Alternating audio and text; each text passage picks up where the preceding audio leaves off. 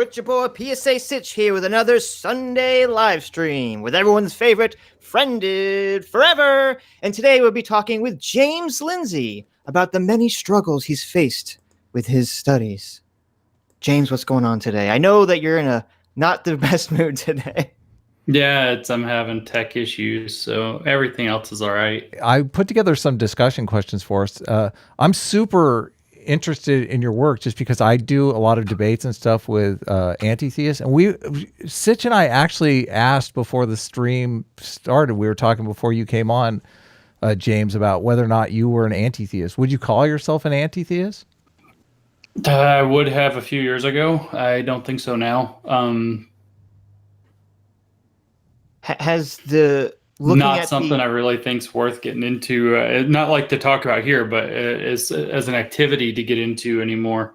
I know a lot of the people that used to pay attention to me for atheist type stuff and I guess anti-theist type stuff would be disappointed to hear that, but I just don't see it as being wholly productive any longer, and really don't involve myself. I didn't want to get you in trouble. It seemed like you had some trepidation about whether or not you were an anti-theist. I myself am not I didn't expect the question. I'm good. I'm not nervous to answer it. I just don't know exactly how to answer it. It really took me off guard. Well, I was telling Sitch before we started that I really discovered your work. People keep sending me this talk you did in 2016 where you talked about ending atheism. And you seemed very like you were trying to tell the atheist community that this anti-theist route they were going down was not really going to be a successful thing. So, yeah, so that followed off of a book I wrote the previous year, 2015, called Everybody's Wrong About God. And I realized, I guess really a couple of years before that, takes a little while to write and publish a book. I realized a little bit before that, maybe 2013 and early 14, that what was going on with atheist activism just wasn't, it's not going to succeed. And that's not exactly right.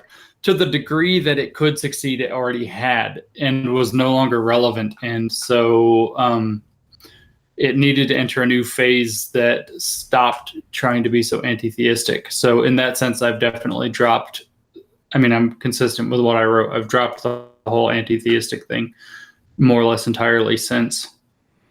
Yeah, and the things that you're talking about around these hoax papers, and I like to think of it more as an audit, because really I feel like the hoax, like calling it a hoax, I think does us a disservice, because what I feel that you were really doing was like auditing these different studies, these what you call grievance studies. But I think your talks about this audit that you did was a lot of the ideas that you encountered in critical theory, you're saying are kind of religious-like ideas, correct? Yeah, totally. It's really kind of funny because I feel like I'm kind of kicking off an atheist 2.0 movement or something, but not, that's like a thing, but not the same thing. Probably the best way to put it is that all of this, whether philosophers want to try to pick at it or not, is ultimately postmodern. That's what Helen and I are writing a book about right now, is showing the postmodern foundations and methods of social justice. And probably the biggest way or best way to look at it is that the original postmodernism, which is known for being very deconstructive and for taking things apart, took apart all of the old religions. And I use that phrase very broadly.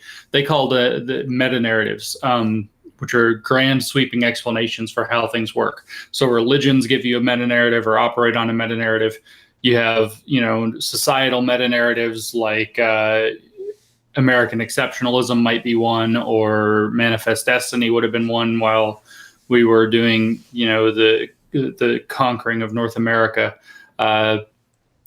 What's it called? The French had another one for colonialism that had to do with basically the civilizing mission of European powers. And so you have these ideas. Others are like Marxism, capitalist capitalism. In a sense, you could say scientism as a kind of an ideology built up around science would constitute a meta-narrative that science will be and can be the only explanation for everything.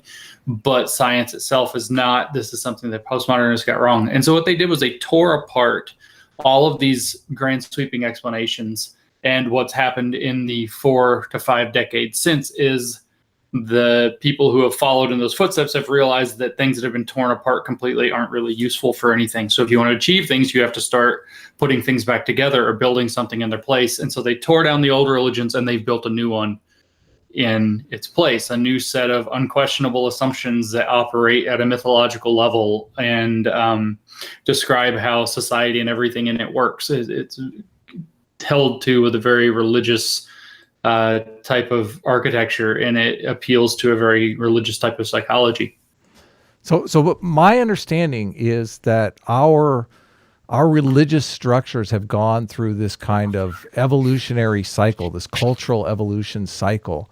And I think that the idea that we could put together some kind of religion or substitute for religion and get everything right that religion has gotten right over the thousands and thousands of years of this kind of product cycle or evolutionary cultural evolution product cycle seems bizarre to me. And sometimes I like a lot of your talks on this topic because you're conceptualizing the critical theory stuff as that kind of trying to replace the religious instinct in certain people. But the idea that like this can work out well the first time out seems like that. The idea of that happening seems crazy to me. Do you have any thoughts on like they're trying to kind of form like a social relationship around this stuff, correct? Right. So it's not quite right to say that they're trying to replace the religion. It's in fact, or that they're even trying to build a religion. I don't think they realize that that's what they're doing. It's that they have built up a meta-narrative that explains how the world works. Another way to explain a meta-narrative would be a social or cultural mythology for how the world works and how people fit in society. And they have started to organize communities around this. And you are correct to say that religions do the same thing and have done the same thing and have been subjected to the processes of evolution through culture by stamping out what doesn't work over time and keeping what has worked or what force will make work, and depending on the situation. And of course, it's very unlikely that the things that are coming out in this kind of nascent attempt to form a community structure around the postmodern meta-narrative is going to work out successfully without a good bit of pruning through the processes of cultural evolution. In particular, what's come out, as often comes out in the evolution of religions, either early on or at certain times later, is a bent toward fundamentalism that's enforced with authoritarian thought and activity. And that unless it gains total power, usually doesn't last very long because nobody likes it and it doesn't attract people. The heart goes where freedom is, and freedom isn't where you're wrong for everything you do and everybody's getting canceled or whatever else. So I don't think that it's likely to succeed as a object in culture in the long term as it is now because of that. But philosophically, I also don't think it's likely to last very long because it's so internally fractured and inconsistent and contradictory that it keeps people feeling very unsteady. That's great when you're trying to control people or manipulate them in some way because they don't know what the rules are and they find themselves constantly on the wrong side of those. But it doesn't work out very long once people decide that they don't want to play that game anymore and they just ignore you when you try to put it out. So I don't think it's going real well for them, but they have amassed a lot of cultural influence and a lot of power at the moment. So why do you think it's taken off so much this time? Because we've been through this phase before. It was in like the early 90s. We kind of we went through this, and then everyone just kind of said, like pretty quickly, everyone's kind of like got over it. But now it's just dominating the conversation. A few things, I think. The change in technology is really at the root of all of them. So if I just point my finger and say the internet, it's a cheap way to explain it, but it really, why is it this time and not the other times? The internet is a really big factor in that. The geopolitical environment we find ourselves in is another big element of that.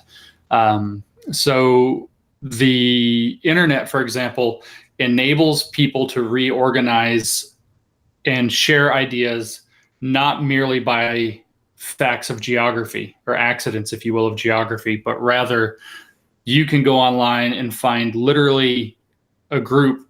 And if all the people who want to find a particular group or way of thinking were to try to start finding each other, you can almost imagine it like we're building countries online, but instead of having geographic borders that bring us together and even shared sets of customs, it's now that people are unifying around ideologies. And so it's much easier to find a sympathetic group of people around you, even when you don't live near sympathetic people, which enables a lot of ideology building and the ability to feel connected and not alone, and to not succumb to pressures that your local community might have on you.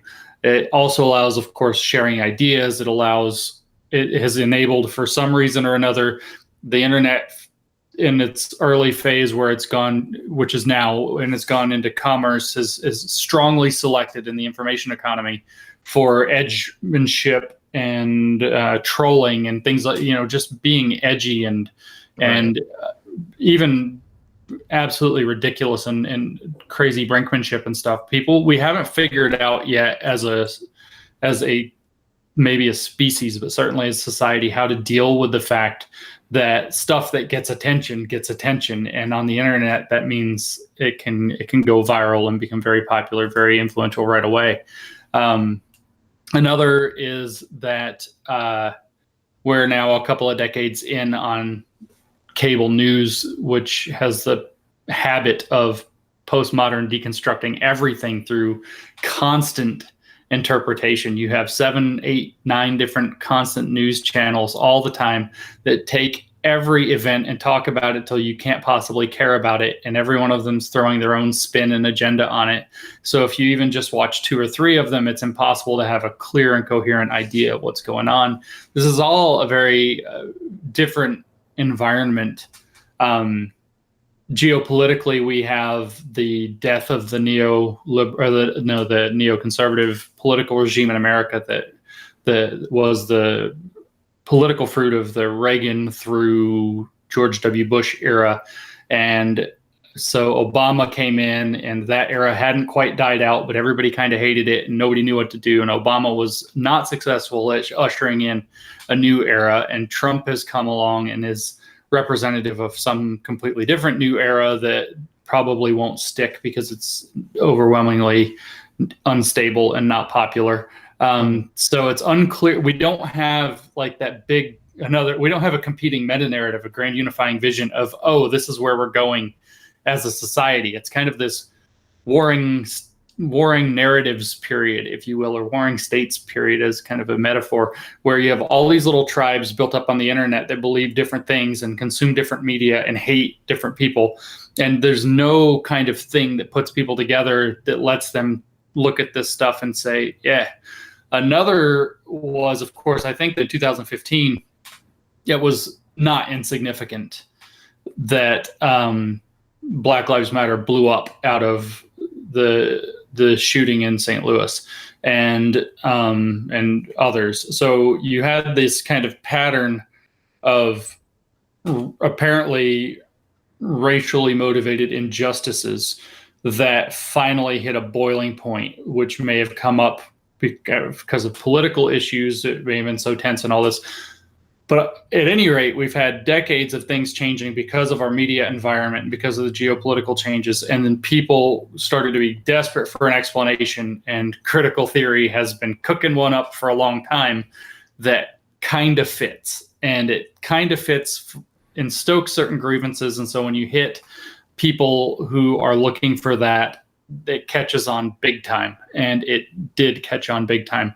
Not probably least because it's been kind of stock educational theory for getting on a couple of decades now too. So everybody's been kind of getting fed this stuff by graduates of those professors from the 90s who were still teaching it, regardless of whether or not everybody else turned away from it. There's a lot that goes into it. I would even say, for example, that the self-esteem movement, which was huge in education and child parenting and child development, holds a lot of reasons for it, because this is such a movement that's centered on people not being able to deal with hurt feelings. And why can't they deal with hurt feelings? Well, they haven't bounced their feelings off of reality enough. I mean, the stuff that's coming out right now about resilience or anti-resilience in children due to the self-esteem stuff is really, really scary, and it's really worth paying attention to. But we've, for about 20 or 30 years, basically raised kids to be pretty fragile around things that hurt their feelings, and to indulge outrage, and to find other people with whom they can indulge outrage and work on vectors of victimhood.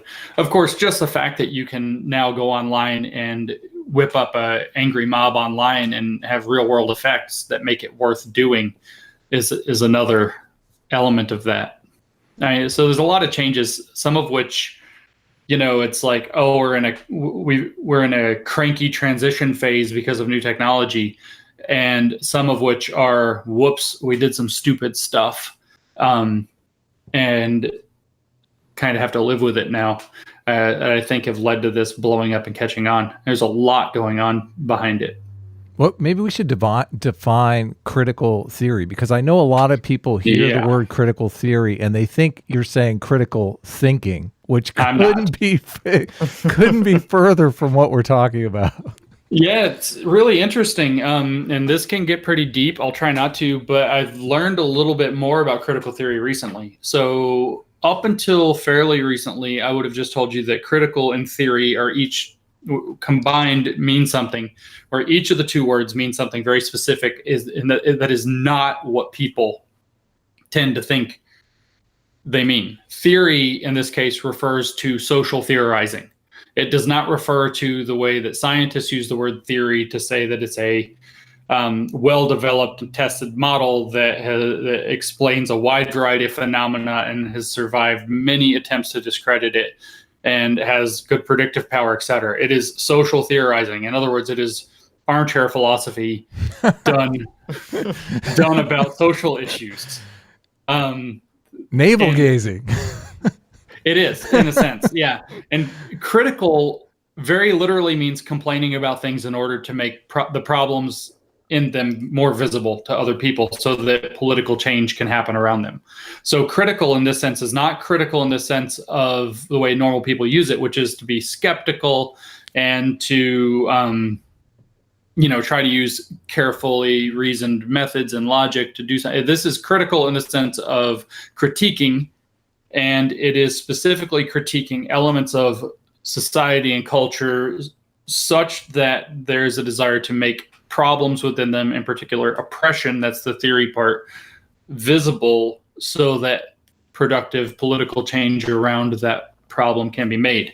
The roots of critical theory actually go back to what's called the Frankfurt School, and these were Marxists, if I'm not mistaken, who were pointing out the flaws in capitalist society in order to help affect the Marxist revolution.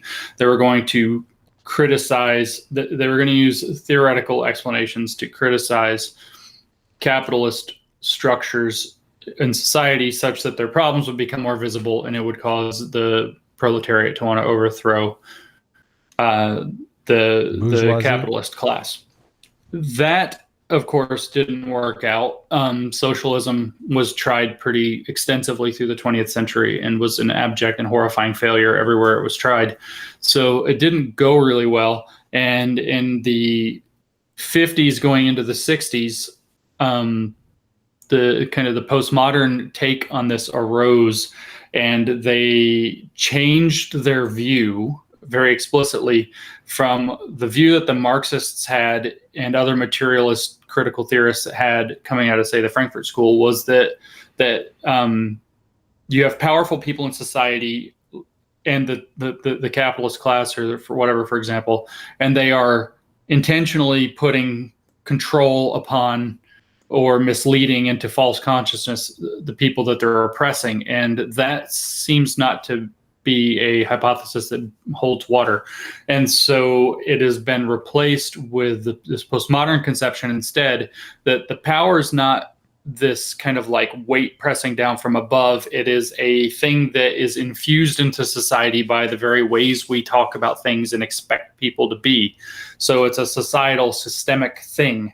And so in the 60s and 50s, really a little bit, but mostly the 60s and 70s, following very heavily from theorists like Michel Foucault, you had this change in view to where power is something that automatically is working through society kind of everywhere. And it is something we all participate in various ways.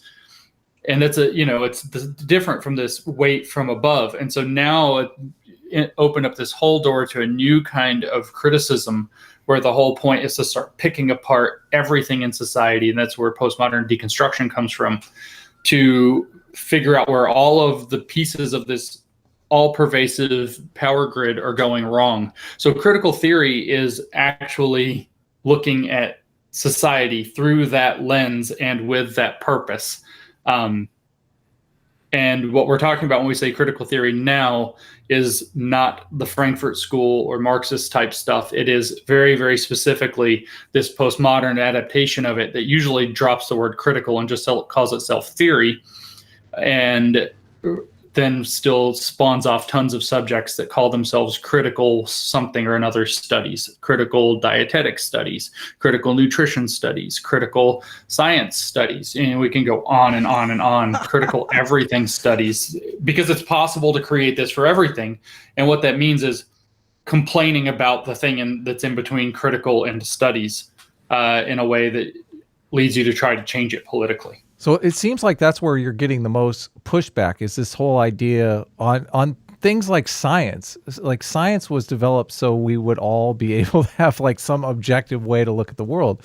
So I don't necessarily see how you could problematize science. I understand it somewhat. Oh, it's easy. Yeah, but that's what's scary though.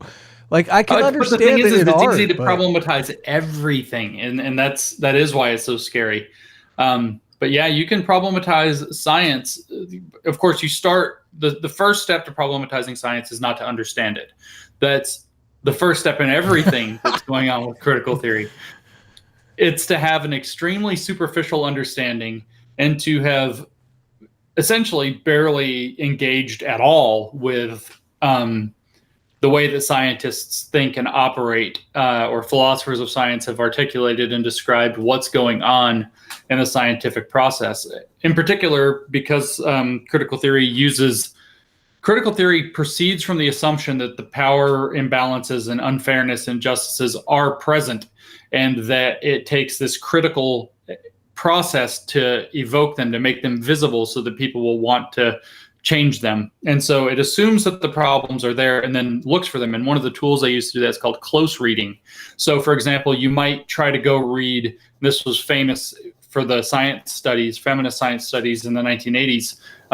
You might try to go read Francis Bacon's descriptions of science at the very outset. Of course, this is so long ago that people don't think about science nearly the same way. This is the very introduction of the idea. But their thought is, if you bake these bad ideas into the system, then they're always there and going to reproduce themselves endlessly and be used to do terrible things. And so they look back, and instead of reading Bacon to understand what he's talking about, they focus in on these 2 sentences that he wrote where he says that it's something like a marriage and the husband is extracting resources from the wife, or some horrible thing that we wouldn't think is great now. And it's just an awkward metaphor that he made. And so that close reading of Bacon, rather than paying attention to what he's actually trying to convey or express, you see, aha, there's the hidden oppression, that was power that was baked into the system, the hidden assumptions and biases, and those must pervade the entire system. You see this all the time now, though, with feminist and intersectional media studies. So over Christmas, this is one of my favorite examples of it, is that Rudolph the Red-Nosed Reindeer claymation from the 50s. Like, there was some stupid article problematizing that and talking about how it's full of problematic elements, like a mean and overbearing dad who doesn't tolerate difference and all this other crap. And it's like, that all these little points that they raise, if you go look up the video or the article that they made about it, talking about all the problems with Rudolph the Red-Nosed Reindeer or whichever other thing, they all come from a close reading that ignores the overall theme that the damn movie was about, and a person who's being unfairly bullied for an immutable characteristic, racist, and treated badly for it, and finds a way to overcome it. It's like literally a social justice movie if you look at the theme of the whole thing, but it has these little problems with how it presents it according to a modern eye, and therefore the whole thing is problematic through close reading. So, it's easy to problematize things if you start with misunderstanding it and then use tools like close reading as opposed to trying to understand the general thrust in a big picture sense. And that's really how they proceed. So you said bad ideas. I'm wondering if all these bad ideas relate back to some kind of power imbalance. Like, is that really what they're after, is just seeking out power imbalances and kind of like dealing with them? Because a lot of times it feels like they're really, they're trying to gain power in a system. At the same time that they're trying to like flatten the hierarchy. It doesn't make a lot of sense. So yes and no. So Foucault was very aware of the problem you're talking about, and he actually wrote about it and talked about how he was very pessimistic in the sense that there's basically no sense in overthrowing power, because when you overthrow power, you replace it with new power, and then the whole problem starts over again in a different way, except it's not quite so, this generation, that generation, very cut and dry. It's power evolves from one area to another. And so a second wave of theorists coming through the 1980s and early 1990s that we have started to call the applied postmodernists actually very actively took apart the original postmodernism in terms of that. So you have critical race scholars like Kimberly Crenshaw and black feminists like bell hooks, and you have queer theorists like Judith Butler, for example, who were steeped in these postmodern ideas and wanted to make use of various postmodern ideas, but who were very, very quick to point out how important it is not to deconstruct the power imbalances that have been as they are. You want to deconstruct the discourses that produce them, but they had ultimately an agenda to say that identity works out to be real, objectively real, and oppression based on identity is objectively real. And then they started very actively cooking the books such that the power dynamics that they describe in society are permanent and intractable, and therefore no matter, even if they seem to have power, they don't actually have power. They're still at the behest of dominance that is holding them down. And it's a really kind of odd thing, because it stands in opposition to the very simple understanding that if you overthrow power, usually you also become powerful, or some other powerful thing comes in and fills the void. But Foucault observed, but they went out of their way, for instance, to say that Foucault can only say that because of his position as a white man who therefore has power in society and privilege that he wasn't able to recognize, and was speaking from that position. They went out of their way, for example, to perform research justice, as it's called, and to actively avoid citing Foucault and instead cite people in their own camps who operated working on Foucault, but did not, but may or may not have cited Foucault. So you might have, for example, Patricia Hill Collins, black feminist in the late 80s and 90s, that was extremely influential, coined the term matrix of domination to describe the intersectional reality of our world. And you had a bevy of scholars that came afterwards who pointed out that, yeah, the ideas that she's talking about are ultimately Foucault, and you could appeal to Foucault or cite Foucault, but that would be not intersectional, because the correct thing to do would be to cite Patricia Hill Collins as a black feminist woman, to elevate her instead of citing the white man, Michel Foucault. And you even find places where they're teetering right on the edge of explicitly saying that they should write the privileged white men out of the history of their ideas. So,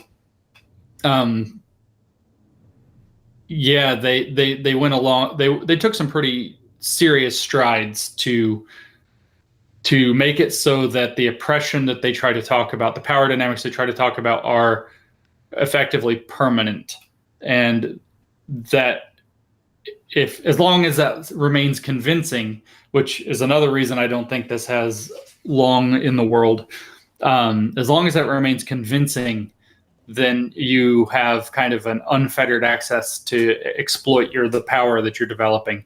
But the second people catch on to what you're doing, they're going to reject it. And I think that's kind of what we're starting to see happen in the past year or two.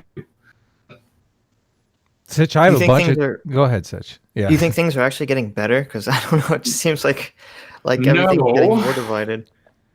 No, I think so. They're not getting better yet, but the necessary changes that will lead to them getting better have begun. If you think of society as a big giant ship that turns very slowly, it hasn't turned yet, but somebody turned the wheel and the rudder is pointing in a different direction.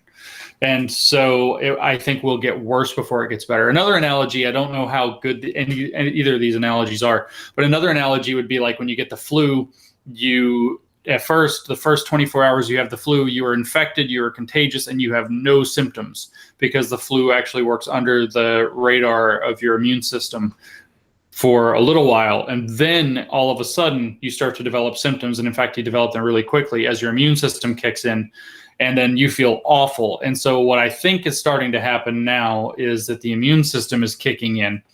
And if we're really going to draw the flu analogy out, we should hope that the immune system response doesn't kill us, because that is the number one reason people die of the flu, is that the immune system response is too intense and does kill people. Not the flu itself, right, but rather the immune response to it. So I think the immune system response has begun, and a lot of the manifestations of what people are calling clown world, which we should call by a more formal name like absurdist nihilism, are indicative of an immune response that hopefully doesn't run amok and kill the patient, which would be really Western society.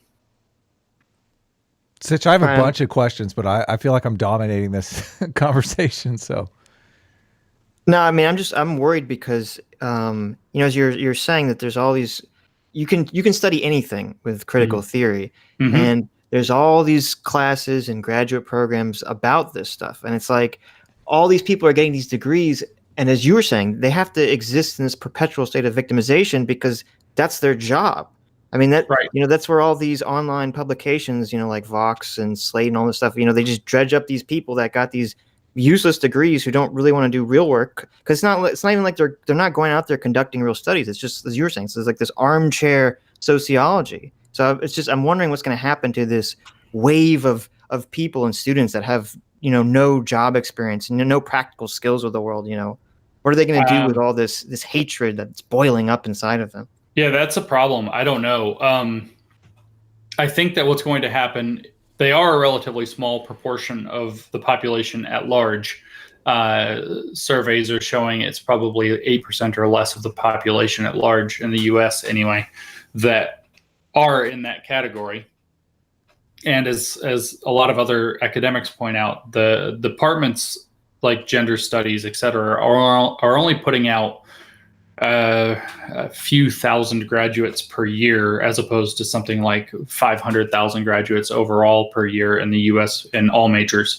So they do represent a relatively small proportion. What I'm noticing is that not only are you seeing a massive resistance to this coming from the right wing, or even the kind of undecided middle? You are seeing even the left, what would maybe be described as a center left or a more reasonable left, no matter how far left their politics are, that are saying. So I get asked again and again, for example, I'm a liberal. I believe that there are real issues around racism and sexism, and social justice matters, but the social justice warriors are doing it wrong. They go too far. What do? I get asked that all the time now. I have friends across the political spectrum. When I get together with my friends who are on the left, they are very consistently saying things like that they've had enough of that. They've had enough of this animosity. They've had enough of the craziness. So I think what you're going to see is more and more people are going to turn on it. And as more and more people turn on it, the proportion of them will become smaller. As to what happens with those people who have made their careers into this, that's very unclear. And it's not likely to be pretty or comfortable. And you will probably see their death throes coming out and being fairly ugly. And they'll probably end up occupying little niche sectors that go on complaining more or less forever. That happens kind of with everything, though. And like you said, you're worried that you can critical theory anything. And I will point out that it's particularly seductive, but you can kind of Jesus anything too, if you want to get into the religious thing. And the difference is people, when they see somebody putting a religious spin on something, whether it's, I said Jesus, so Christianity, whether it's Christianity, whether it's some other religion, it doesn't matter. When they see it, they kind of know it. And they're like, I know what you're doing here. The trick is that people haven't caught on, and I think they are catching on when people do the problematizing thing, that they're doing this kind of like religious looking thing. And it's like, oh, I know what you're doing. Yeah, I'm good for you. I'm not a bad person because I don't believe your religion. It's comforting to hear, especially the numbers are so low. Because I mean, even myself and Adam, we get kind of sucked into our own bubbles of like, oh my God, the social justice stuff is like this wave that's just gonna crash across the country. But so it's good to hear that things are not anywhere near as bad as. It is crashing across the country, but okay, I don't think that there's another wave behind it. Right, I understand. So one and done. I think, well, as you said, in the 90s there was one. Most people don't know that there was a pretty hefty push just before 2010, particularly in the evangelical churches. I've only recently started looking into how this has impacted the evangelical churches over the years, and there was a healthy push to institute what we would now call woke, but they didn't, theology through, say, like the Southern Baptist Convention in 2010. And really? That's very surprising. Yeah. So that was dealing with race, or waves of this already. I don't think that. I mean, and there will probably be similar things that happen again later, but I don't think the critical theory is going to remain. I mean, maybe I'm a fool. I don't think it's going to be particularly seductive much longer, and I think people are starting to see it as being kind of poisonous. But a lot of people still do it, so it's hard to say. Just to double back to the introducing it into churches, is that like a race thing? You said like introducing woke. So they. Oh yeah, totally. It's right now. It's critical race theory. It was more post-colonial theory in 2010.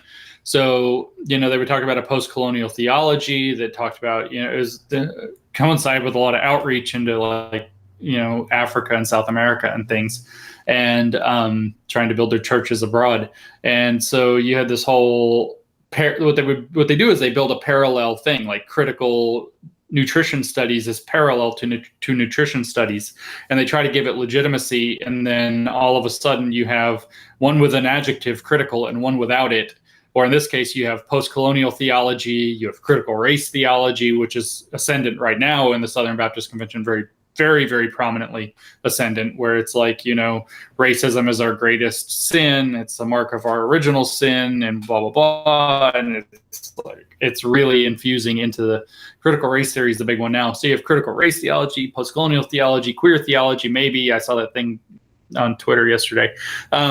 Probably less of that one in the Southern Baptist Convention.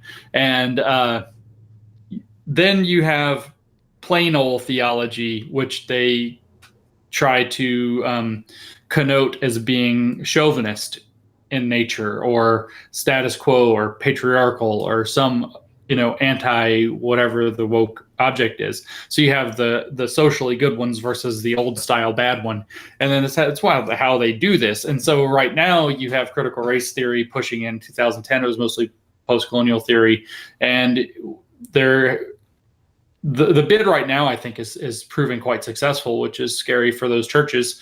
As for what that will do to political voting blocks in the country, I don't know. It'd be very interesting to have a large number of woke conservatives, evangelical, religious. I don't know how these people vote. It seems like an oxymoron. Yeah, how's that possible? Because it's possible because it all manipulates guilt. The theology twists your guilt. You're born a sinner, you're all this stuff, and then this critical race theory twists your guilt. You were born into a racist system that, as Robin DiAngelo has said, nobody is bad, but nobody is neutral.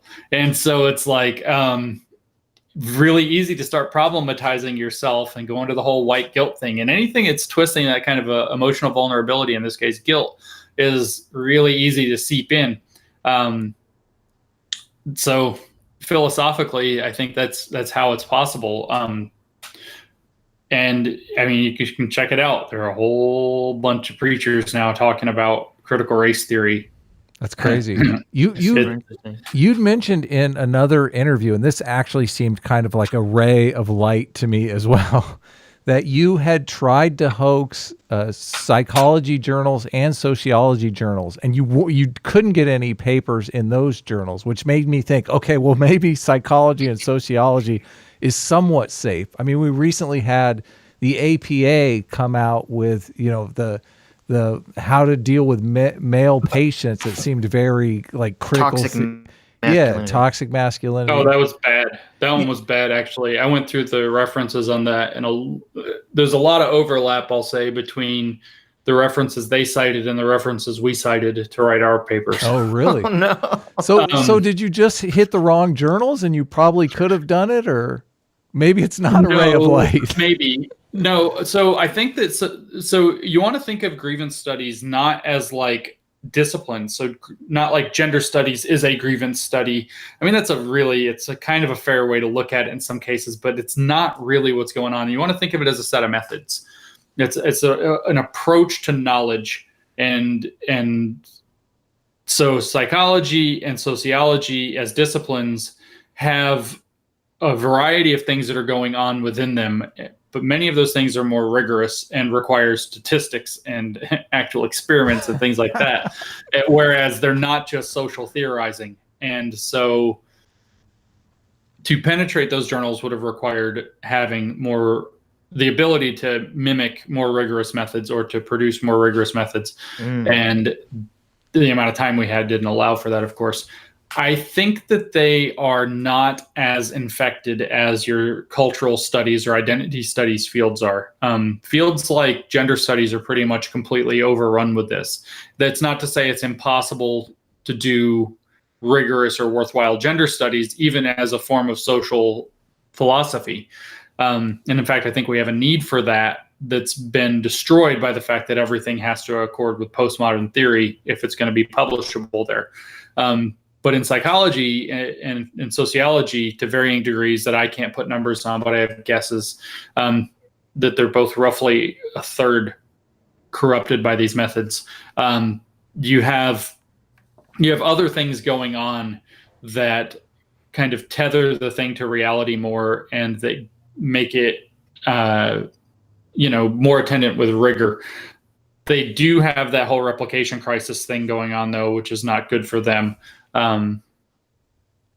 Some of that is probably related, or as the grievance scholars would say, co-constituted with the problem that we're talking about, where you have this desirability to prove certain social effects are occurring, or certain ideas are valid descriptions, or theories are valid descriptions of how society works or people work.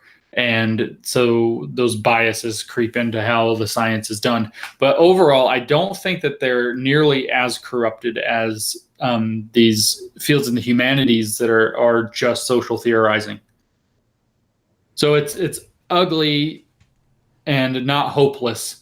And what we've found, although most won't say it publicly yet, a few will, is that sociologists and psychologists who don't agree with the critical theory approach are fairly aghast to be so closely associated with this and are starting to try to make something of a stand for their disciplines. And I hope that they do more of that. If I were a sociologist, I know that I would be absolutely highly motivated to try to rescue the reputation of my discipline by improving standards and taking action to improve standards rather than wallowing in this or even getting mad at us as the people who perpetrated this whistleblowing operation. Yeah, I completely agree with you. That's one of the reasons why I think we need to conceptualize it as an audit, because I mean, if we're going to deal with the type of problems that we're talking about, legitimately deal with them, I feel like we need psychology and sociology. Like, those are the tools that we actually need. The scientific rigor in both of those fields has to be good.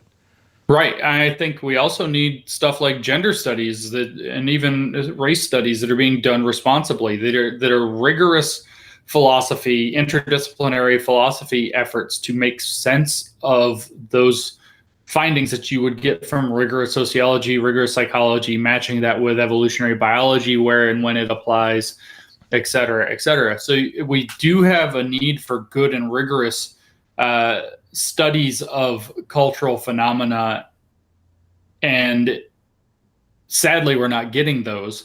And we also have need for good, rigorous sociology and psychology that is in anthropology and so on, and biology, that are informing these fields. And what we need the least of is fields like critical nutrition studies or critical nursing or something like that, trying to misinform established fields, particularly in medicine or law or education, where the effects that they have are going to be truly outsized. I feel like some of those fields are just a way for artist types to get a degree that sounds science-y. Honestly, there's probably some truth to that. There's another horrifying or sad, or I don't know what it's sad. It's the most pitiful thing. So I'm reading that earlier this summer, I was asked to read the book about critical dietetics, which is in nutrition studies, which is why I brought that up as an example, and review it. And I'm reading through it. And then very early on in the book, they start talking about the history of critical dietetics and why critical dietetics needs to exist and so on. And they start mentioning how they were writing these papers, basically complaining in order to affect political change. They were writing critical dietetics papers, submitting them to dietetics journals, and then the journal editors would write back and say, this isn't dietetics. They couldn't get their papers published. And then you have other cases where, they talk about how they turned to critical methods after they tried to establish a career, and they wanted to use other ways of knowing as part of their career, and they couldn't make their careers take off, and that's a result of unfairness. And so there's a certain level where you tried to be generous and charitable, but you look at it and you say, these are people who couldn't hack it, who are now complaining about the thing they couldn't make it in, and trying to tear it down because they're trying to find a way in that happens to tear it down because they weren't able to get in, almost like, academic sour grapes or something. On the gender studies thing too, I agree with you that it would be helpful to have something like gender studies that had scientific rigor in it, but it seems to me like the gender studies we have today is actively denying all the things that would be useful in gender studies, like, biological sex differences and things like that. Yep. They have adopted an entirely social constructivist approach, which sees that the relevant objects of their study are social constructs, let me actually talk about that for a second. They're to be seen as social constructs. So everything just about has a social construct associated with it. So we can talk about dentistry, for example, and there's a science to dentistry and how they do with the teeth and all the different things that they do. And then there's the social constructs around dentistry, what we think about the dentist, how we feel about going to the dentist, why we make dentist jokes the way that we do, for, tropes about dentistry, etc. The way that dentists act, behave, dress, and so on, which maybe kind of crosses over with professional conduct, which is not necessarily a social construct, or maybe it is, I don't know. So you have this you have the thing, and then you have ways to talk about the thing and ways to act around the thing that are the social constructs. And it's not crazy to talk about those necessarily.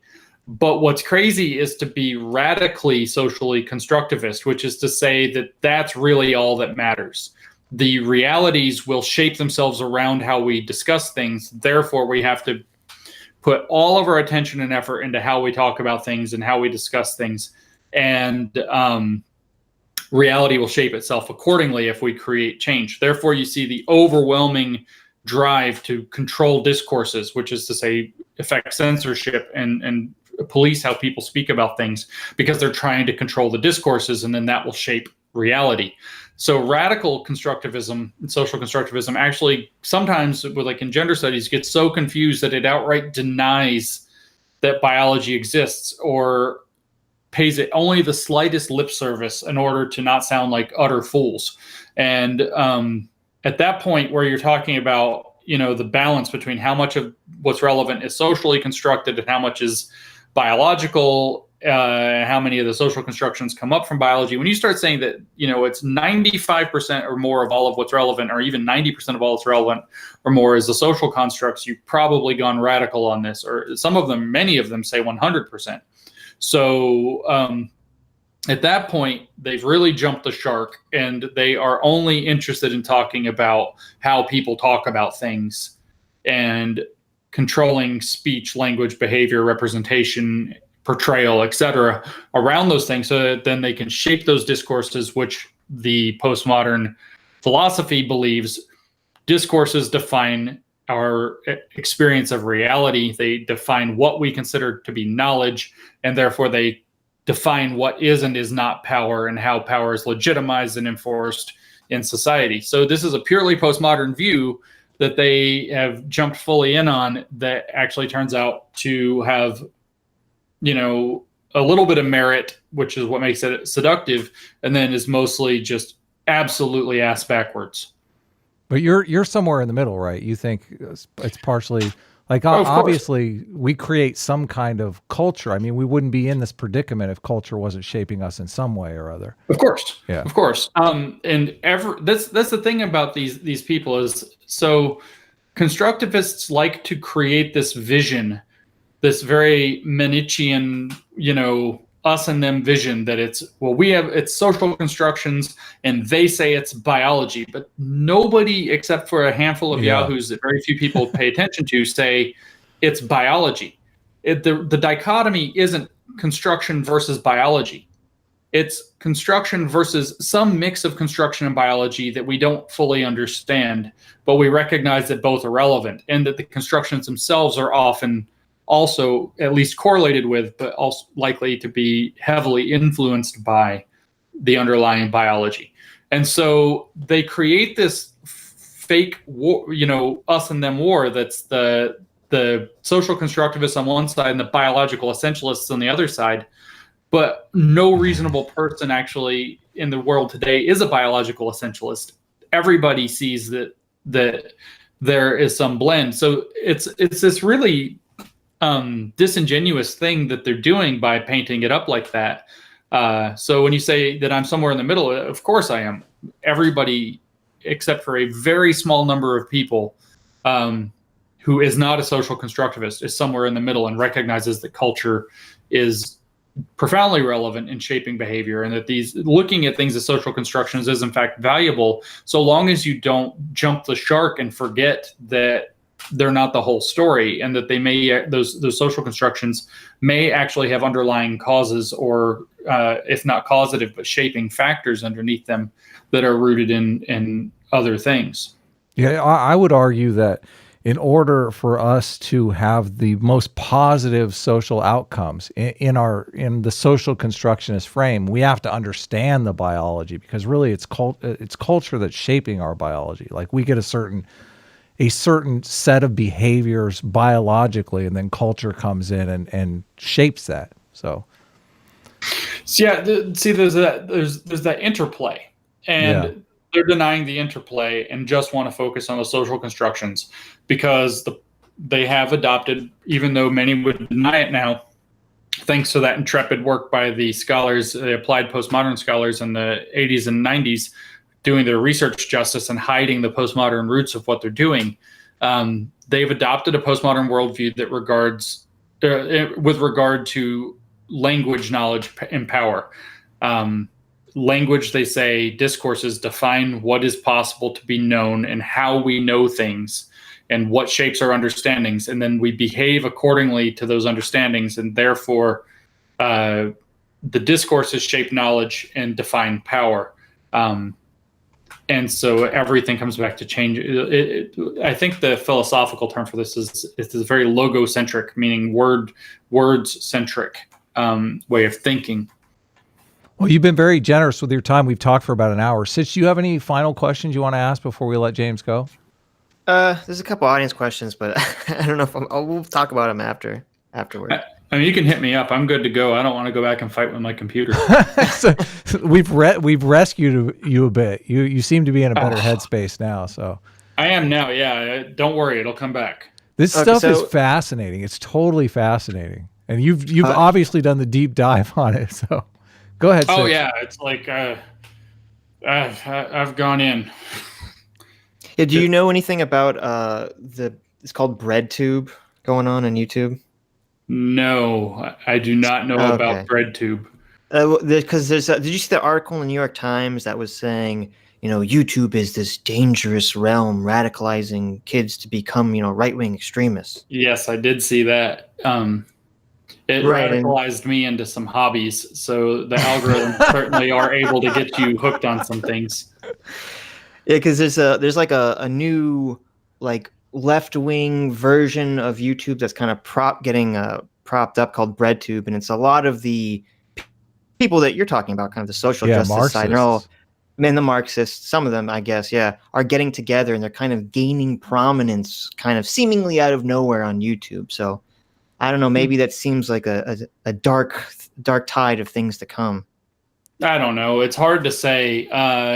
I do think that it's likely the internet subcultures are the breeding grounds of very influential philosophies and trends in ways that has never been true before. And I think that this is a topic that has not yet been able to have been studied well. So I don't know about this specific example, but in general, these kinds of things, internet subcultures are something definitely worth keeping an eye on. I know people are starting to pay very close attention following the 2016 election, for example, to the Chan sites and some others that are similar. I don't spend enough time on them to name them, but I wonder like zero. If Hillary had won, I feel like a lot of this wouldn't have happened. I feel like so much of this is just a response to Trump winning and people not expecting it. Yeah, that's complicated. Trump confirms theory, and like I was saying earlier when we were talking, I shouldn't say that Trump confirms theory. Trump is able to be put forth as evidence through theory that makes theory seem very plausible, and that for the people who accept theory, they consider it to be, excellent evidence that they've been right all along. And so when you have times of confusion like this, where things are changing, whether that's just due to technology, whether it's due to an unstable political climate, whatever, we're in a phase of very widespread confusion in terms of what's going on at the least. People are always desperate for explanations in those situations. And because explanations give a sense of control, and that's a core human need, is to have a sense of control of the phenomena that you're experiencing. And so people are always looking for explanations. And so when Trump got elected, given so many of his profound stains on his character at a minimum and his behaviors through his campaign and so on, theoreticians were able to put forth, see, we have a society that it's not just that Trump is a boorish guy with possible sexual assault in his past who mocks disabled people and whatever, the whole litany of hates Muslims and all the victim classes and all the racism, blah, blah, blah. It's not just that. It's that a big enough portion of the entire nation voted for him over a clearly competent candidate, whether you like her or not, clearly competent candidate for president, therefore proving that they must at least be tolerant of, which in theory means accept and endorse and be complicit with all of the tenets of these ideas like racism, sexism, anti-Muslim attitudes, blah, blah, blah, blah, blah, down the list. So it certainly has been inflamed tremendously since Trump took office. Although, I'm old enough to remember living in the South in 2009 when Obama took office and how the blessed Southern conservatives reacted to that. They like to whitewash that one now, but I was there. Right. I remember Chuck Norris's wife saying there's going to be 1,000 years of darkness if Obama won re-election. Yeah, 1,000 years of darkness. I mean, the whole thing, man. The right had an apocalyptic meltdown over Obama in 2009, and they're trying to pretend they didn't now. And now the left is having an apocalyptic meltdown and over Trump. So what happens next? I have no idea. Do you have a Trump theory? Because it seems to me the evidence that they're pointing to, they're saying Trump is evidence that they were right all along. But a lot of people say that Trump is the response to their own behavior. So it seems like their evidence is something that they've provoked. I lean into the camp always that says you can have many factors, all of which are significant at the same time. I would actually lean closer to the backlash than the people are secretly racist. When I say backlash, it's not even just, there are a lot of people who are on the right who did not want somebody like Trump, but just did not want Hillary Clinton more. There are a lot of people, for whatever set of reasons. I would say that the relentless campaign since 1994 against Hillary Clinton by the right had something on right-wing media, had something to do with stoking anti-Hillary attitudes at the highest level of them on the right. It's not to say she was by any means close to a perfect candidate. I said she was competent. I didn't say she was perfect. She's the avatar of neoconservatism on the left, for example, the living embodiment of it. And that regime died with Bush, 12 years ago or something. And so how are you going to elect that? So there are a lot of things that went into it, but I do lean into it was a backlash and a you can't tell me what to do anymore attitude, a statement being made by the right to have elected Trump. And I say that because I do think that in talking to a lot of people on the right, they don't think a lot of these behaviors that he's exhibiting are acceptable, but they find them contextually funny. They don't think it's great that the president is trolling people, but they think that the people he's trolling have had it coming for so long that they deserve it. And so in that sense, he is a strong rebuke of a lot of the stuff that the social justice crowd has been putting out.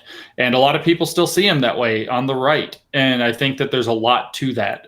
There are other people who probably the theoreticians aren't too far off the mark, although I don't know if that's the reason that they would have supported. I mean, when you start talking about somebody like David Duke, who's been giving his, unapologetic support for Trump from the beginning, at that point, there are some people who are definitely exactly as the theoreticians are saying. So I think that it's one of those ugly things where there's truth in all of these different pieces, but I would attest I would say that the strongest of the pieces is that it was a rejection of a number of things by the right. One is the social justice mindset. One is that the whole right-wing populist groundswell for 10, 15 years has been that the government in all forms is corrupt and awful. And so they saw him as coming in as an outsider and being willing to bust the thing up. So just as a deconstructive project against the U.S. government, which they think is corrupt and terrible, as a backlash against the establishment in that sense as well. So it's complicated in a lot of factors, but I would say that the one that puts Trump's election as a reaction to and rejection of social justice is more significant than people on the left give it credit for, and maybe is one of the more significant features of how I got elected. So you have any closing thoughts, Sitch? Any more questions from the chat? Yeah, someone had a very complicated, they worded this very complicatedly. So let me try to simplify this. Someone is asking if you believe any of the idea that this kind of social justice stuff is being used for a general ruling class trying to sell the next power consolidation, I think is what they're asking. Yeah, I think there's some of that. There's definitely like this, we speaking as a social justice person are the culturally elite in this culture, and we should be able to therefore decide whose opinions are and are not correct. And some of that will inevitably involve cynical power grabs for oneself, and some of them are just thinking that they are the elite, and the elite always psychosocially form patterns and behaviors that try to guard their elite status, which, recognizing that and trying to problematize it is a postmodern thing that's not necessarily bad. That's kind of okay to deconstruct. So I do think that some of that's going on. I saw a thing that was very convincing on Twitter, or shared it again a couple of days ago, maybe yesterday, talking about how post-colonial theory is probably very much that. Because, and perhaps you see the same thing in critical race theory, although I haven't tried to dig into it to answer that question. But in post-colonial theory, you have people who often were from the most educated castes in countries like India, for example, that then come to the West and become post-colonial scholars. And so they are able to skate over the fact that they were very high caste or very upper class individuals, and then come and get prestige by kind of selling out their culture with this very hollow theory that if they were really paying attention during the years that they lived abroad, they couldn't possibly believe to be true. And so there's something to that there's a lot of privilege going into the situation. Now, certainly, I've heard enough to say that a lot of people conflate Marxism and postmodernism, but they're really not the same thing. They both use critical theory, but in very different ways and with a different underlying theory behind it. And they have some shared ideas, but can you iron that out? Can you give us the details on the difference? The simplest thing to start with is that postmodernism was a reaction to and rejection of modernism, and Marxism was a modernist movement. It was a meta-narrative. Oh, okay. If you look at the three meta-narratives that they originally claimed that they were trying to be radically skeptical of in postmodern thinking, it was Christianity. Well, no, not even that. It was Marxism, Christianity, and capitalism. And science got wrapped up in there as well. So these became like the big things that they were doubting. So they were rejecting Marxism, and that the main reason is because, as I was saying a little bit ago, Marxism saw power as something that was foisted, that the elites foisted upon the commoners, like a weight pressing down, whereas like power from above, or having a stranglehold on society. Your boss has a stranglehold on you. The capitalist class has a stranglehold on the workers, and then lies to them and makes them think the wrong thing. That's kind of a very Marxist or materialist point of view. And the postmodernists don't think that. They think that power is mediated in subtle and tricky ways through language, the way that the people who have had power constructed language, not by telling you, oh, this is how you need to know your role, which would be like the power from above, but just by building the language itself in service of maintaining their own power so that everybody participates in maintaining the system. So it's a very different view. They're not quite the same thing. I lost track of why I was bringing up Marxism at that point now. Well, we were talking about the difference between postmodernism and Marxism. I know a lot of people say postmodern neo-Marxist. Yeah, that's a Jordan Peterson thing, and it's unfortunate. I mean, I know where he's going with it, and I understand kind of a lot of what he means by it, and I get it. And it gets it, as Helen likes to say, it makes our job more difficult rather than easier, because it conflates things that while they have similarities and makes them poignant, it also get very important things wrong about what's going on and how it's going on. So there is an important. We were talking about power grabs. The Marxists hate the reason I brought them up, because the Marxists actually hate the postmodernists, and the postmodernists hate the Marxists. That's another reason why they can't possibly be the same thing, because they hate each other. The Marxists, for example, reached out to us and loved our project, to our whistleblowing endeavor, and told us that we were doing a great service. What they see as they see this postmodern stuff, or the social justice stuff, as people. Who is it mostly? It's people that are in who's writing the theory and making the theory and putting it out in activism. Is this people at like elite institutions, Columbia, Harvard, Yale, the bourgeoisie. They are the bourgeoisie, and that's what the Marxists say, is that this is an attempt by upper middle class bourgeoisie intellectuals to steal the working class away from the left and for themselves. So the Marxists definitely see this as a power grab by the social justice people, and imbuing the of course, false consciousness is mostly a Marxist idea, imbuing the people who are out there, the foot soldiers of social justice out there on the streets, with false consciousness about how society works and their state of oppression and why they're oppressed. You're oppressed because of your race rather than you're oppressed because of your economic class. So it's kind of, I mean, it's one of those things where if you're like George Carlin and you're ready to just watch things burn, you sit back and it's really freaking amusing. But when you start thinking about how you're going to untangle it, it's really an ugly mess.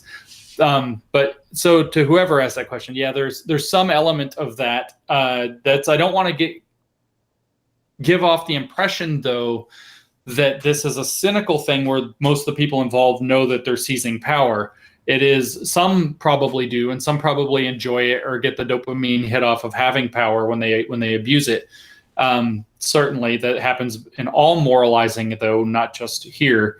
And I think that most of the people that are involved in this, as Christopher Hitchens once said about the evangelical preachers, is that you really are going to struggle to find people who are more sincere and honest in the things that they are claiming to believe than most of these social justice people. And if you understand how the social justice philosophy came to be and came to evolve into what's now social justice activism and scholarship, it's really clear that if you really do believe this stuff, what they're doing unbelievably from the outside makes sense. I mean, it truly, you can start to predict what they're going to do, why they're going to react certain ways to certain things, and so on. Like I said the other day, reparations came up as an issue, big, and it was a hearing in Congress about it the other day. And I said that, I mean, just because I know critical race theory, I know how critical race theory operates. I know what do they call it? It's got a name. It's the theory that no matter, it's something interest theory. That came from Derek Bell, where if white people, for example, or if a dominant class gives a marginalized class rights, opportunities, etc., they did so in their own interests, rather than because it was the right thing to do or to help or whatever else. It was to make themselves look better. And so if we give reparations, say, to the descendants of slavery, it doesn't matter how we do it. I guarantee you, it literally doesn't matter how we do it. Critical race theory will problematize that it happened at all and how it was done. And it will just become more fodder for critical race theory to complain that our society is intractably and irredeemably white supremacist in orientation. It will just be more twisted into more evidence of the problem that they said reparations was supposed to cure. And you see this everywhere they do stuff. It comes up over and over again. They try to do anything. Anybody tries to do anything, and immediately it gets turned back on them, and it wasn't good enough. And it's just absolutely absurd. But it's what would happen. Is it interest convergence thesis? I think that is correct. So you basically can't win. It is that you cannot win. They actually these theories, the applied postmodern theories that we're looking at through social justice, have spent the last couple of decades, in particular, really cooking the system so that you can't win. Any attempt to win is somehow false. Isn't that just good politics on some level? I mean, honestly. That reminds me of people back in the, a couple of decades ago when Walmart was wrecking small towns, and they were saying, well, isn't it just good business, really? It's like, oh my God. Yeah, in one kind of narrow understanding of what constitutes good business. And in this sense, yes, in one narrow sense of how you play politics. If you want to look at politics as a very Machiavellian game, it's a very, very clever strategy. It probably only works for so long. So in the end, it might not be a great strategy past the midterm. But how do we get past it? Like, if the instinct to go there just because it is such great politics is, I don't know how we avoid that. Like, you laugh at it. Well, the whole thing is by manipulating your feelings. And so somebody comes out and says you're a racist, and you know you're not a racist, and you just laugh. That's it. You don't go into introspection about it. You don't try to apologize for it. You just laugh. So that's easy for you to say you're not inside an institution, but I know your co-author on these audit papers is in a much different situation because his university is not backing him up. So I mean, if we don't have the institutional power on our side, like the whole laughing strategy isn't going to work. Well, I mean, that's the whole point of the story of the Emperor Has No Clothes, is that somebody who probably is going to get their hand cut off points at the Emperor and laughs, and then everybody else can laugh. Yeah. And the real point, though, it doesn't obviously work that way. We pointed our hand, we laughed. Everybody's not laughing yet. You actually have to, and this is the mission that we are kind of now on and will be on for the next, I think, few years, is to start building a critical mass, both within the academy and within the general population, that is willing to stand up to this and ignore it or refute it or laugh when it's thrust upon them. And that's how, by getting a critical mass such that where if, somebody speaks up and the bias response team at the university shows up, 50 more people all of a sudden show up and say, no, you overstepped. And the bias response team eventually isn't able to deal with the fact that the prevailing culture rejects the way that they're behaving. It only works when they can punish a relatively small number of people, or they can punish large numbers of people and utterly undermine themselves and their credibility, because that's how you'll watch a school like Evergreen. You'll just watch it collapse. Imagine that they fired 75 faculty members and 74 of them were all guilty of standing up for one who was falsely accused. That place is going down. Yeah. They don't have that kind of power more broadly. And so when you have a critical mass, like if I worked at a university and I knew a fair number of my colleagues would have my back if I stood up against something I thought was unfair or unjust, I wouldn't have a problem standing up for it. It's like in the case that Brett Weinstein found himself in at Evergreen, he was the only one doing it. Yeah. Which is why it's such a remarkable act of courage. And he even had people talking to him in private saying, I wish I could stand with you, but I can't. And so when you build enough of a mass, and it may only be 5 to 10% of the population willing to stand with somebody who's trying to point and laugh if that's the thing, or reject it, or argue against it, or criticize it, then people stop being afraid to do so. Right now, it's perpetuated by a fear. Like the whole thing. I can tell you how many people have either emailed me, DM on Twitter, talked to me in person, told me like we'll do a podcast like this, and then it stops recording, and they tell me, and please don't tell anyone. We completely support you, but we can't let that be known. And you just need to know there are a lot of secret supporters. I get this all the time. So imagine if all of those people are suddenly let loose and they no longer feel like they have to be secret supporters. They can just support anybody who stands up against this stuff. You build that critical mass, everything changes real fast in the institutions. And then these people don't have anything left because their theory sucks. Yeah, I always think about this stuff when people on the left say that this isn't really a problem. They think they minimize the problem. And I think, well, all of your opinions are orthodoxy. Like, you're not in a position where you have to self-censor yourself at work. Like you can't even stand with your colleagues when they say something that disagrees with the orthodoxy. So of course you would minimize the problem, but can you imagine being in that situation? Like this is very difficult for a lot of people. So it's funny that the people on the left always talk about empathizing. And I always think, we'll empathize with conservatives just for like 5 minutes here. Yeah, seriously. I've been subject to a number of attacks for that one over the years. Yeah, empathizing with the enemy is a crime, isn't it? Yeah, that's, in fact, it's so stupid, because it's like the number one thing we need right now is to, you don't actually have to agree with somebody to have a relationship with them. And that relationship can be friendships, it can be something professional. You can reach across the table, you can shake hands, you can get things done, as Biden just recently had to try to defend himself, saying, with people with whom you agree on very few things. Of substance. And then this is okay. This is how a liberal society is supposed to function. And so it's like the exact thing we need more of is being able to reach across, make friends with, understand, empathize with people who have different views than we have. Because as I was saying a little bit ago, we're now in this state where we've spent a few years building up like online countries based on ideology, and they're all at war with each other. It's time to start, sending out diplomats and making peace and coalitions and things like that. They conceptualize a lot of these ideas as kind of a contagion thing, though.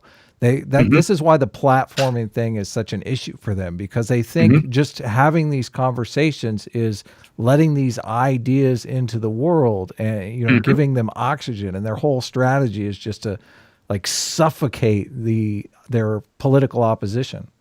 Right. So I'm going to draw your attention back to postmodernism again, which is the overwhelming centralized belief in the power of discourses to shape knowledge and power. So if there are discussions like this, or if you platform the wrong person even to refute them, their ideas go out, and complicity with those ideas has happened. And people will hear those ideas, and the discourse is not being controlled. It is not being utilized to affect the political ends that you need to affect. And therefore, you've done something problematic. And so, yes, that's why you see the suppression of speech. It is all ultimately predicated on a article of faith that the ways we speak about things, discourses, define what we consider to be true and valid, and how power is maintained and spread and shared in society. So what are you working on now? What do you want to promote or pitch? So we've got a few things in the works. So I always direct everybody when I talk to anything, they go check out Mike Naina's YouTube channel. Mike Naina is the filmmaker and now collaborator that documented our project. He's been putting up videos on YouTube on his channel. His last name is spelled Nayna. And it's, Mike Naina is his name of his channel. It's got all of the stuff about us that we've got going on or had going on. He's putting up new content. He's building that. It's playing with footage for the purposes of communicating what we're trying to communicate, but also he's building toward putting out a documentary on the subject probably around the turn of the year. So that's going on. Working with him to build content is going on for me. Peter and I are in the final stages getting ready. We have a book we wrote at the same time as we were doing all these other papers. We wrote a book called How to Have Impossible Conversations. It's about something completely different. A book together or independent? Yeah, together. Oh, okay, cool. No, one book together, co-authors. And so he's the real expert in this. I'm the second fiddle. But so he's taking most of the work on that. But that's coming out in September. So it's a book called How to Have Impossible Conversations. It's supposed to teach people how to effectively communicate across political, moral, religious, whatever divides where they can't communicate well. And what does communicate effectively mean? It means sometimes you just want to have a good conversation. Sometimes you just want to get through Thanksgiving dinner with an insufferable uncle. Sometimes you want to change somebody's mind. Sometimes you want to learn something. Sometimes you want to seek truth together. Whichever one of those goals you identify, which is early in the book, we talk about identifying the goals for the conversation.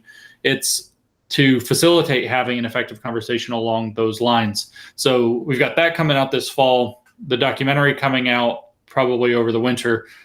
I'm spending most of my working time right now with Helen, where she and I are writing a book that explains how social justice in terms of scholarship and activism have come to be and how they are fundamentally postmodern. So most of the things I've been talking about with you guys today are tied in with what Helen and I are doing. And that's probably going to come out in the spring. So we've got a busy, say 9 to 12 months coming up.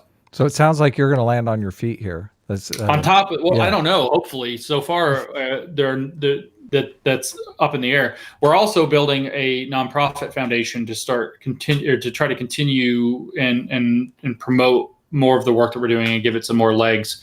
So hopefully that will be launched before too terribly long as well. Mike's channel is great. The videos he's been putting out are just awesome. So he's actually going to put together a 2-hour documentary style. Yeah, feature-length documentary. Nice. And try to get it placed in as big of whatever as it can be placed in, given the subject matter. That's great. It's fascinating. I'm sure people will be interested in it. So do you want to go ahead and end it there, Sitch? Do you have any final questions? Or there's one more question if you want to get to it. Or if you want to.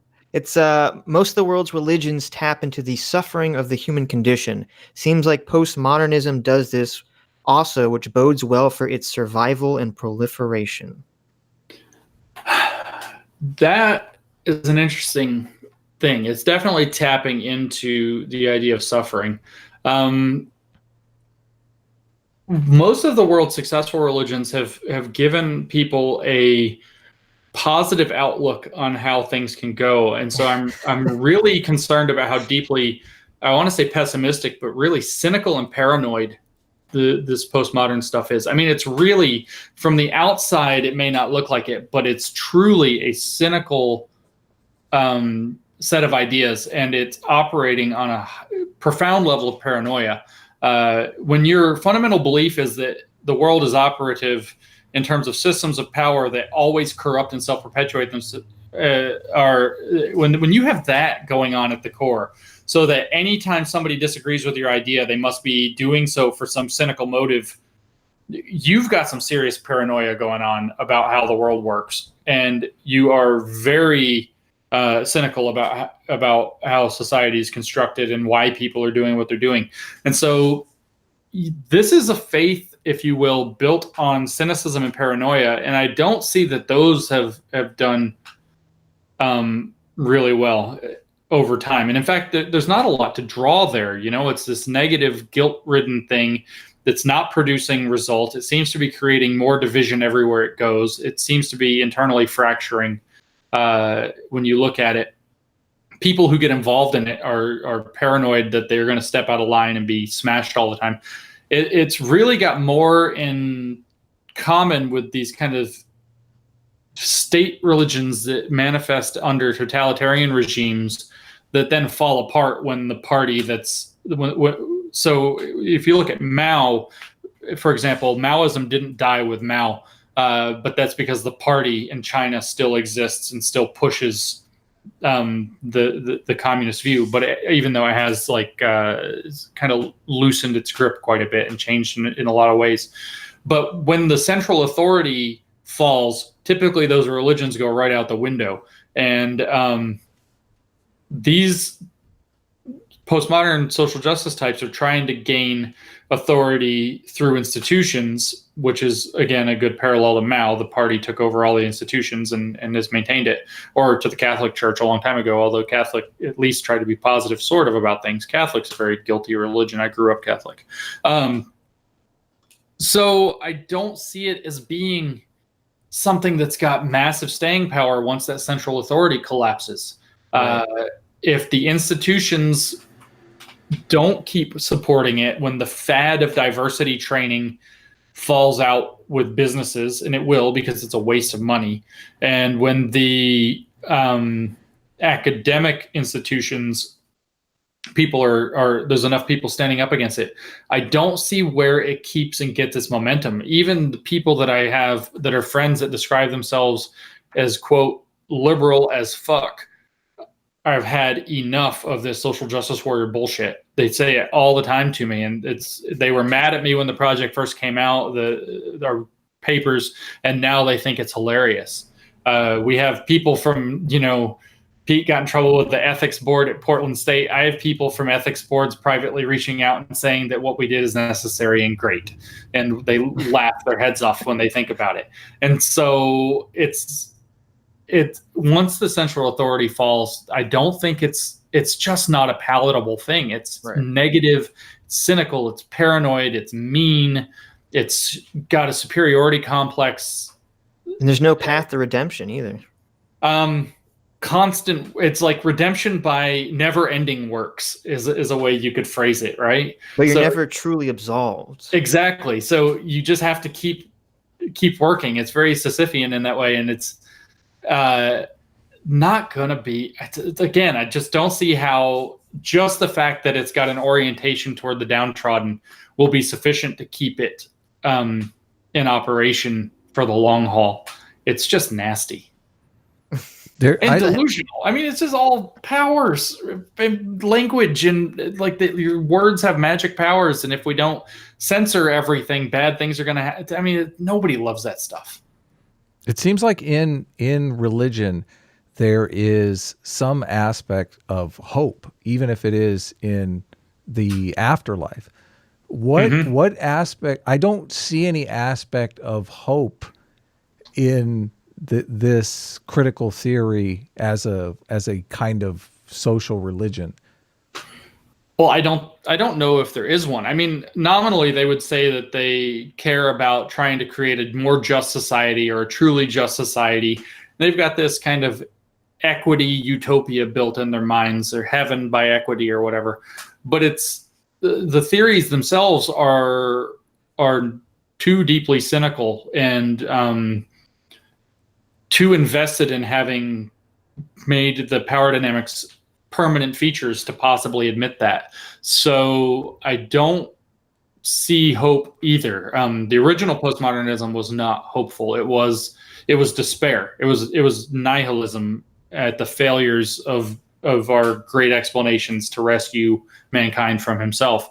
So this kind of pessimistic, cynical despair it really permeates through what's going on. Hope is not one of their core themes. Well, they need to fix that. They need to find a way to just pack no, some they hope. don't. We don't want them to fix it. You want it all to collapse? Out. You want these people to die nihilistic, despair-filled? As long as it goes away. That's all that matters. Anything else, Sitch? No, but thanks so much for coming. Yeah, it was a good talk. Yeah, we're gonna do another. We're gonna watch a video after this, but we'll cut out this portion, and we'll be sure to include links to Mike's channel, to the stuff that you did, and to your Twitter too. If anyone wants to reach out to James, they can. Awesome, thanks, guys. Yeah, but really looking forward to the book that you're working on with Helen, because I think that's sorely needed for people to really understand what's going on. I really don't want to oversell the thing, but it's really the thing that everybody's waiting to find out about. Whether it's engaging enough or whatever remains to be seen, but it does answer a hell of a lot of questions about what's going on the left and why, and how it derived from the scholarship in really straight lines from the original postmodernists, and how it evolved to take on a different character over the years. Big time, a couple of big evolutionary steps have occurred. So it'll be a fascinating thing to get out in the world. Yeah, I can't wait to read it. Yeah. All right, cool. Well, thanks so much. Yeah, thanks for having me, guys. Take care, man. Yeah, you guys too. Well, first of all, if you don't have a purpose, it isn't that your life becomes neutral in a meaningless sense. It's that your life becomes characterized by unbearable suffering. Because the baseline condition of life is something like unbearable suffering.